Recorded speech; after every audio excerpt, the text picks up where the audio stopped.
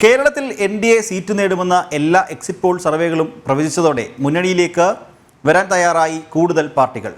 എൻ.സി.പിയിൽ മന്ത്രിസ്ഥാനം കൈമാറുന്നതിൽ അസ്വസ്ഥനായ കുട്ടനാട് എം.എൽ.എ തോമസ് കെ തോമസുമായി എൻ.ഡി.എ പക്ഷത്തുള്ള ദേശീയ നേതാക്കൾ ചർച്ച ആരംഭിച്ചു കഴിഞ്ഞു. സംസ്ഥാനത്ത് ജനതാദൾ എസിലെ ചില പ്രമുഖരും എൻ.ഡി.എ നേതാക്കളുമായി സംസാരിക്കുന്നുണ്ടെന്നാണ് വിവരം. കേരളത്തിൽ നിന്ന് ലോക്സഭയിലേക്ക് ഇത്തവണ താമര വിരിയുമെന്ന് എതിർപക്ഷത്തെ എക്സിറ്റ് പോളുകളും പ്രവചിച്ചതോടെ സംസ്ഥാന രാഷ്ട്രീയത്തിലും വമ്പൻ കൊടുങ്കാറ്റുകൾ രൂപപ്പെടുകയാണ്. എൻ.ഡി.എ മുന്നണിയിലേക്ക് കൂടുതൽ പ്രബല കക്ഷികൾ ഇതിനോടകം ചർച്ച ആരംഭിച്ചിട്ടുണ്ട്. എൻ.ഡി.എ മുന്നണിയിലുള്ള എൻ.സി.പി അജിത് പവാർ പക്ഷത്തെ ദേശീയ നേതാക്കൾ കുട്ടനാട് എം.എൽ.എ തോമസ് കെ തോമസുമായി ചർച്ചകൾ ആരംഭിച്ചിട്ടുണ്ട്. എ.കെ. ശശീന്ദ്രൻ മുൻ ധാരണപ്രകാരം മന്ത്രിസ്ഥാനം കൈമാറാത്തതിൽ അസ്വസ്ഥനാണ് അദ്ദേഹം. എന്നാൽ കൂറുമാറ്റ നിയമം ഇതിന് തടസ്സമാകുമോ എന്ന പരിശോധനയും നടത്തുന്നുണ്ട്.